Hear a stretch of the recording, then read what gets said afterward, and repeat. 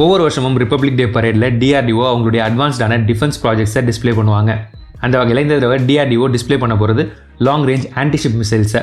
இதை சுருக்கமாக எல்ஆர் ஏஎஸ்ஹெச்எம் அப்படின்னு சொல்லுவாங்க. இந்த வீடியோவில் எல்ஆர் ஏஎஸ்ஹெச்எம் மிசைலை பற்றியும் இந்த மிசைல் எப்படி இந்தியாவுடைய நேவல் ஸ்ட்ராட்டஜியை மாற்றி அமைக்க போகுது அப்படிங்கிறத பற்றியும் பார்க்கலாம். இந்தியா இப்போது பலவிதமான ஹைப்பர்சோனிக் ஆயுதங்களை உருவாக்கிக்கிட்டு இருக்காங்க. அதை பற்றியெல்லாம் பார்க்குறதுக்கு முன்னாடி ஹைப்பர்சோனிக்னா என்னன்னு பார்த்துருவோம். ஒரு மிசைலை ஹைப்பர்சோனிக்னு எப்போ சொல்லுவோம்னா அது மார்க் 5 விட அதிக வேகம் போகும்போது தான். மார்க் 5 அப்படின்னா சவுண்ட் பயணிக்கிற வேகத்தை விட 5 மடங்கு அதிக வேகம்னு அர்த்தம். ஸோ சவுண்டோட வேகத்தை விட குறைஞ்சபட்சம் 5 மடங்கு அதிக வேகத்தில் பயணிக்கிற மிசைல்ஸ் தான் ஹைப்பர்சோனிக் மிசைல்ஸ். இந்தியா இப்போ தயாரிச்சுட்டு இருக்கிற ஹைப்பர்சோனிக் ஆயுதங்களில் ரொம்பவே முக்கியமானது boost glide hypersonic vehicle. LR ASHM இந்த கேட்டகரியை சேர்ந்த ஒரு ஆயுதம் தான். நார்மல் மிசைல்ஸ் மாதிரி இல்லாமல் இந்தியாவுடைய long range antiship missiles hypersonic ஸ்பீடில் கிளைட் ஆகி தொலைதூரத்தில் உள்ள இலக்குகளை துல்லியமாக தாக்கி அழிக்கும். ஹைப்பர்சோனிக் கிளைட் வெஹிக்கிளான லாங் ரேஞ்ச் ஆன்டிஷிப் மிசைல்ஸ் ஏன் இவ்வளவு ஸ்பெஷல் அப்படிங்கிறத புரிஞ்சுக்க ஹைப்பர்சோனிக் கிளைட் வெஹிக்கிள்ஸுக்கும் நார்மலான பேலிஸ்டிக் மிசைல்ஸுக்கும் உள்ள டிஃப்ரென்ஸை நம்ம முதல்ல புரிஞ்சுக்கணும். பேலிஸ்டிக் மிசைல்ஸ் ஒரு ப்ரிடிக்டபிள் பாத்தில் போகும். அந்த பாத்தை பேலிஸ்டிக் ட்ரெஜெக்டரி அப்படின்னு சொல்லுவாங்க. அதே மாதிரி பேலிஸ்டிக் மிசைல்ஸ் எக்ஸ்ட்ரீம் ஹை ஸ்பீடை அச்சீவ் பண்ணும். இதோடைய ஸ்பீட் மார்க் 20 வரைக்கும் போகும். கண்டம் விட்டு கண்டம் பாயக்கூடிய ஐசிபிஎம்ஸ் இதை விட அதிக ஸ்பீடை கூட அச்சீவ் பண்ணும். பேலிஸ்டிக் மிசைல்ஸ் அதோடைய மிட் கோர்ஸ் ஃபேஸில் அட்மாஸ்பியருக்கு வெளியில் போயிடும். என்னதான் பேலிஸ்டிக் மிசைல்ஸுக்கு ஹை ஸ்பீடு இருந்தாலும் இதோடைய ட்ரெஜெக்டரி ப்ரிடிக்டபிளாக இருக்கிறதுனாலையும் இது அட்மாஸ்பியருக்கு வெளியில் போயிட்டு வரதுனாலையும் மாடர்ன் ரேடார் சிஸ்டம்ஸ் இதை டிடெக்ட் பண்ண அதிக வாய்ப்பு இருக்குது. இப்போ இருக்கிற அட்வான்ஸ்டான ரேடார் சிஸ்டம்ஸால் பேலிஸ்டிக் மிசைல்ஸ் எங்கே தாக்க போகுது அப்படிங்கிறத கண்டுபிடிச்சு 20 to 30 நிமிஷத்துக்கு முன்னாடியே வார்னிங் கொடுக்க முடியும். எதிரிகள் பேலிஸ்டிக் மிசைல் தாக்குதலிருந்து அவங்கள தற்காத்துக்க இந்த நேரம் போதுமானது. அதே சமயம் hypersonic glide vehicles ballistic missiles மாதிரி எக்ஸ்ட்ரீம் ஹை ஸ்பீடை அச்சீவ் பண்ணாது. பொதுவாக ஹைப்பர்சோனிக் கிளைட் வெஹிக்கிள்ஸோடைய ஸ்பீட் மார்க் 5 மார்க் 10 வரைக்கும் தான் இருக்கும். ஹைப்பர்சோனிக் கிளைட் வெஹிக்கிள்ஸோடைய முக்கியமான தன்மை என்னன்னா இது ஸ்பேஸுக்கு போகாமல் அப்பர் அட்மாஸ்பியர் அதாவது அப்ராக்சிமேட்டாக 30 to 80 கிலோமீட்டர் ஆல்டிடியூடில் கிளைட் ஆகி பயணிக்கும். எர்த் சர்ஃபேஸுக்கு பக்கத்திலே இது பயணிக்கிறதுனால traditional long range early warning ரேடார்களுக்கு இதை டிடெக்ட் பண்ணுறது ரொம்பவே கஷ்டம். ஒருவேளை டிடெக்ட் பண்ணாலும் ரியாக்ஷன் டைம் ரொம்பவே கம்மியாக இருக்கும். இன்னொரு முக்கியமான விஷயம் என்னன்னா பேலிஸ்டிக் மிசைல்ஸ் மாதிரி ஹைப்பர்சோனிக் கிளைட் வெஹிக்கிள்ஸுக்கு ஃபிக்ஸடான ட்ரெஜெக்டரி கிடையாது. ஹைப்பர்சோனிக் கிளைட் வெஹிக்கிள்ஸ் இந்த பாதையில் தான் பயணிக்கும்னு முன்னாடியே ப்ரிடிக்ட் பண்ண முடியாது. டார்கெட்டை நோக்கி கிளைட் ஆகும்போதே ஹைப்பர்சோனிக் கிளைட் வெஹிக்கிள்ஸ் தன்னுடைய ஃப்ளைட் பாத்தை கண்டினியூஸாக மாற்றிக்கிட்டே இருக்கும்.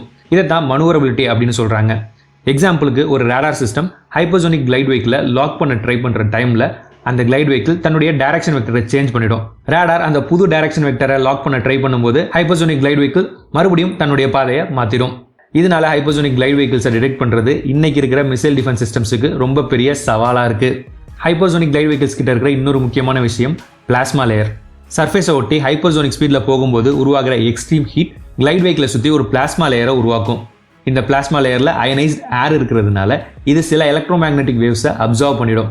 இதனால ஹைப்பர்சோனிக் கிளைட் வெஹிக்கிள்ஸுடைய ரேடார் விசிபிலிட்டி குறையும். இந்த பிளாஸ்மா லேயர் கம்ப்ளீட் ஸ்டெல்த்தை கொடுக்கலனாலும் ஓரளவுக்கு ஸ்டெல்த் கேரக்டரிஸ்டிக்ஸை இது ஹைப்பர்சோனிக் கிளைட் வெஹிக்கிள்ஸுக்கு கொடுக்கும். Hypersonic speed, low altitude glide, continuous manoeuvrability கூட இந்த ஸ்டெல்த் கேரக்டரும் சேரும்போது ஹைப்பர்சோனிக் கிளைட் வெஹிக்கிள் தடுத்து நிறுத்த முடியாத ஒரு ஆயுதமாக மாறுது. நம்மளுடைய லாங் ரேஞ்ச் ஆன்டிஷிப் மிசைலுடைய ரேஞ்ச் 1500 கிலோமீட்டர். நடத்தப்பட்ட சோதனைகளில் இது மார்க் 6 ஸ்பீடை ரீச் பண்ணியிருக்கிறதா சொல்லப்படுது. வேற சில ரிப்போர்ட்ஸில் இது மார்க் 8 ஸ்பீடையே ரீச் பண்ணிட்டதாகவும் சொல்லியிருக்காங்க. இதோட குறைஞ்சபட்ச ஸ்பீடாக நம்ம மார்க் 6 எடுத்துக்கிட்டாலும் இதோட ஃபுல் ரேஞ்சான 1500 கிலோமீட்டரை இது 15 நிமிஷத்துக்குள்ளேயே போய் ரீச் பண்ணிடும். இந்த மிசைலுடைய ரேஞ்சை 1500 கிலோமீட்டர்லேருந்து 3500 கிலோமீட்டரை அதிகப்படுத்துறதுக்கான வேலைகளில் டிஆர்டிஓ இப்போ ஈடுபட்டுக்கிட்டு இருக்காங்க. இந்தியா இந்த ரேஞ்சை மட்டும் அச்சீவ் பண்ணிட்டாங்கன்னா நம்ம எல்லையை விட்டு வெளியில் போகாமலே அரேபியன் சி மற்றும் பே ஆஃப் பெங்காலோட எந்த பகுதியில் இருக்கிற இலக்குகளை வேணாலும் துல்லியமாக தாக்கி அழிக்கிற திறன் நமக்கு கிடைச்சிடும். லாங் ரேஞ்ச் ஆன்டிஷிப் மிசைலுடைய இனிஷியல் வேரியன்ட் ட்ரக் மவுண்டடாக தான் இருக்குது. இதை முக்கியமாக கோஸ்டல் டிஃபென்ஸ் ஆப்ரேஷன்ஸ்க்காக டிசைன் பண்ணியிருக்காங்க.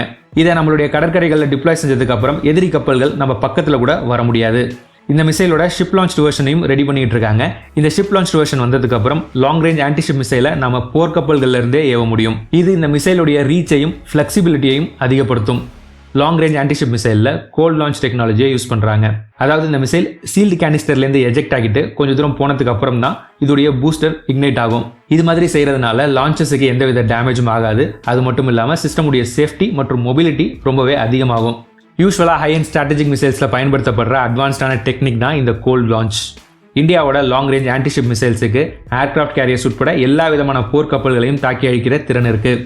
ஹைப்பர்சோனிக் கிளைட் வெப்பன்ஸோட ரியல் ஸ்ட்ராட்டஜிக் பவரே எதிரி நாட்டு டிஃபென்ஸ் சிஸ்டமுடைய ரியாக்ஷன் டைமை மொத்தமாக கொலாப்ஸ் பண்ணுறது தான். நார்மலாக ஒரு சப்சோனிக் மிசைலை தடுக்க 10 நிமிஷம் டைம் இருக்கும்னா இந்த ஹைப்பர்சோனிக் மிசைல்ஸை தடுக்க 2 to 3 நிமிஷம் தான் ரியாக்ஷன் டைம் கிடைக்கும். அதனால இந்த மிசைல்ஸை தடுத்து நிறுத்துறதுக்கான இன்டர்செப்ஷன் அட்டம்ஸ் ரொம்பவே குறைவாக தான் பண்ண முடியும். வேகம் மட்டும் இல்லாமல் இது போகிற வழியில் எப்போ வேணாலும் டைரக்ஷனை மாற்றிக்கிட்டே போகும். அதனால இந்த மிசைல் எந்த இடத்த போய் தாக்கும்னு ப்ரிடிக்ட் பண்ணுறது டிஃபென்ஸ் சிஸ்டம்ஸுக்கு ரொம்பவே கஷ்டம். இப்போ இருக்கிற ஏஜஸ் மாதிரியான அட்வான்ஸ்ட் நேவல் சிஸ்டம்ஸ் எல்லாமே க்ரூஸ் மற்றும் பாலிஸ்டிக் மிசைல்ஸை தடுத்து நிறுத்துறதுக்காக தான் டிசைன் செய்யப்பட்டிருக்கு.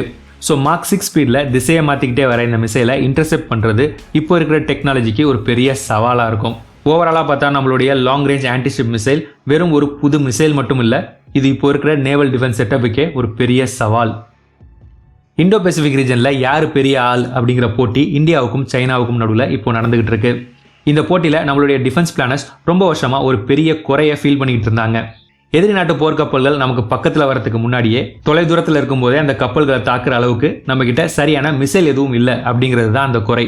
ஆனால் நம்மளுடைய போட்டியாளரான சைனா கிட்ட தொலை தூரத்தில் உள்ள கப்பல்களை தாக்கி அழிக்க கேரியர் கில்லர் அப்படின்னு சொல்லப்படுற DF-21D மிசைல்ஸ் இருக்குது. இண்டோ பசிபிக் ரீஜனில் பல வருஷமாக சைனாவுக்கு இருந்த இந்த அட்வான்டேஜுக்கு சரியான பதிலடி கொடுக்குற மாதிரி தான் இந்தியா இப்போ இந்த லாங் ரேஞ்ச் ஆன்டிஷிப் மிசைல்ஸை கொண்டு வந்திருக்காங்க. இந்த மிசைலை கொண்டு வந்ததன் மூலமாக இந்தியன் ஓஷன் ரீஜனில் சைனாவுடைய ஆதிக்கத்தை இந்தியா தடுத்து நிறுத்தி இந்த பகுதியில் ஸ்ட்ராட்டஜிக் பவர் பேலன்ஸை உறுதி செஞ்சுருக்காங்க. லாங் ரேஞ்ச் ஆன்டிஷிப் மிசைலுடைய இம்பாக்ட் வெறும் ஃபோர்ஸ் ஆன் ஃபோர்ஸ் கால்குலேஷனோட மட்டும் நிற்க போகிறதில்ல. சைனா அவங்களுடைய நேவல் பவர் ப்ரொஜெக்ஷன்லையும் ஆன்டி ஆக்சஸ் ஏரியா டினையல் ஆர்கிடெக்சர்ஸ்லையும் நிறைய இன்வெஸ்ட் பண்ணியிருக்காங்க.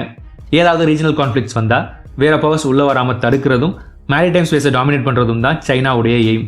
இப்போ இந்தியா கிட்ட சொந்தமாக ஒரு long range hypersonic anti-ship missile இருக்குது. இது சைனாவோட எஸ்டாப்ளிஷ்மெண்ட்டுக்கு ஒரு மிகப்பெரிய சவாலாக மாறி இருக்கு.